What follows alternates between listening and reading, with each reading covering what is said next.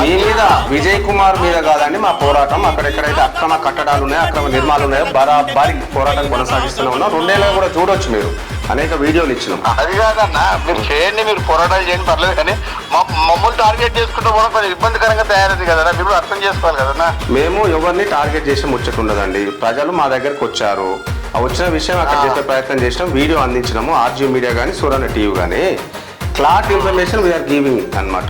తప్పకుండా ఇన్ఫర్మేషన్ కాదు. నిన్న మీరు మా ఆఫీస్ దగ్గర పబ్లిక్ వచ్చారన్నారు, ఇక్కడ ఒక పర్సన్ చూపిస్తారా? ఎక్కడ మరి ఫాల్స్ ఇన్ఫర్మేషన్ అనుకుంటే మీరు కూడా రండి అక్కడికి. మీరు లేరు కదా నిన్న. మీ ఆఫీస్కి మేము ఎందుకు వస్తామండి? మీ ఆఫీస్కి రాలే, మీ అక్రమ కట్టడాల దగ్గరికి వచ్చాం మేము. మీ ఆఫీస్కి మేము ఎందుకు వస్తాం? మేము ఇబ్బంది పెట్టట్లేదండి, నిజాలు చెప్తా ఉన్నాం. ఇప్పుడు మీరే అంటున్నారు కదా, చూపిస్తాం. రండి, ఎల్బీ నగర్ వాసవి కన్స్ట్రక్షన్ దగ్గర రండి, చూపిస్తాం ఏం జరుగుతుంది.